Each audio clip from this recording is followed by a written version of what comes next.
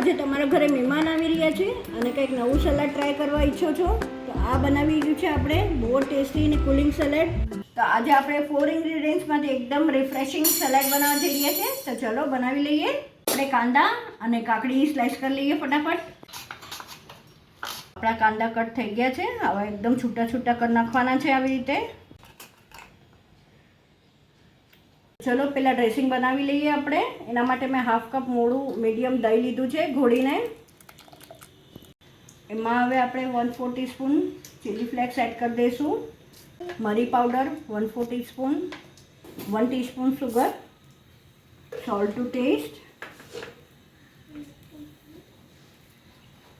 Oregano નાખશું આપણે, teaspoon oregano.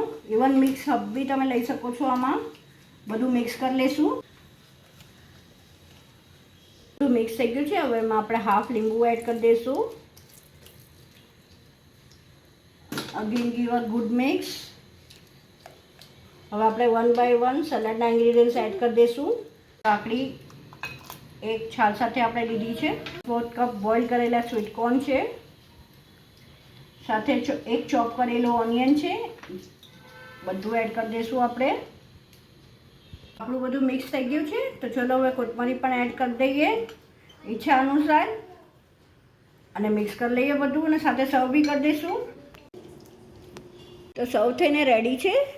મેં આ સાદા દહીંથી બનાવ્યું છે પણ એકચ્યુઅલમાં હંકટથી બનાવીએ તો આનો ટેસ્ટ ને બધું બહુ જ સરસ આવે છે. ટેક્સચર આઈ વિશ તમને મારી આ રેસીપી ગમી હશે. જો ગમી હોય તો લાઇક શેર અને સબસ્ક્રાઈબ કરવા ના ભૂલતા. બસ આવી જ નવીન રેસીપી સાથે આપણે ફરીથી મળતા રહીશું. Till then by, take care.